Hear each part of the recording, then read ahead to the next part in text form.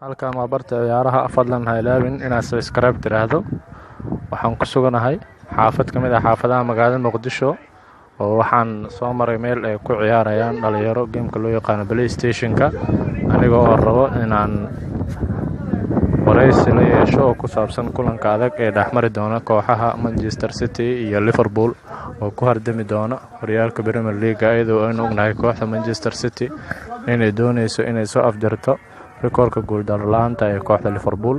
Waxaan mikrofoonka la xaqaari doonaa dhalinyartaas anigoo weydii doono hadba qofka ay guush u soo adaalin doonaan iyo kooxda ay isleeyihiin waa badi doonaan.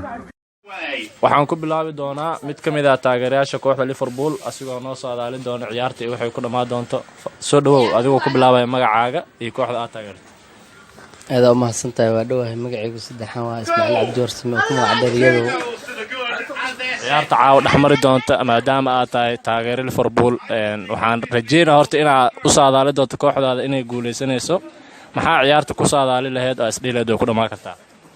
aad iyo aad ma jiro nin la jecel guuldaro kooxda oo taageero si walbaba waxaan jeclahay inay ii badiso naadigayga Liverpool the Reds dhiiga waxay ku badi doontaa ku dhawaad 3-1. ciyaartaadu waxaa isleedahay 3-1 ku dhamaanay. aad iyo aad waa mahadsantahay. mar kale waxaan sii wadi doonaa wareysigeeni taageero Manchester United ah ayaa markaan dhinacayga fadhiya. Cabba soo dhawow. waa dhawahay maasha Allah waa faraxsanahay inaan maanta aan saadaaliyo kulankan oo caawa dhici doona City iyo Liverpool. waxaan ku saadaalin doonaa inay ku badi doonto Liverpool 2-1. adoo United taageero ah Liverpool guusha siis. si fiican waa taageero kooxda Liverpool mar kale soo dhawow. bismillaah waa dhawahay magacaygu waa Maxamed Cal ana taageero Liverpool waxaan ku badinay 4-2. Liverpool 4-2 ku badinay. waa mahadsantahay. kuwaasina waxay ahaayeen taageerayaal ka tirsan kooxaha Liverpool iyo Manchester United. markaan waxaa geeskayga fadhiyo taageero Manchester City ah asigoo kooxdiisa inta badan guuldaro loo saadaaliyay balse wuxuu dhinaciisa dhihi doona aragno. soo dhawow.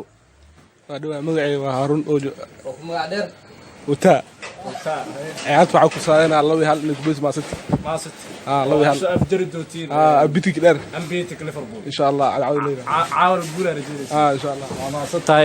markaan waxaan mikrofoonka sii doonaa taageero Tottenham ah oo naftirkiisa horyaalku guri ugu jiro. soo dhawow.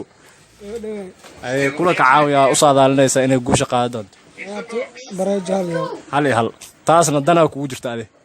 City waa ka fogaane Liverpool waa lagu celinaa. waa mahadsantahay. kuwaasna waxay ahaayeen taageerayaal caawa saadaalinaya kulanka adag ee dhexmari doona kooxaha Liverpool iyo Manchester City. hadba waan arki doonaa halka ay ku dhamaato natiijada ciyaartaas. ciyaartan waxa ay soo gali doontaa 5 saac xilliga geeska Afrika. barta ciyaaraha ha ilaawin inaad tiraahdo subscribe si aad halkaan inagula socoto. halkaan waa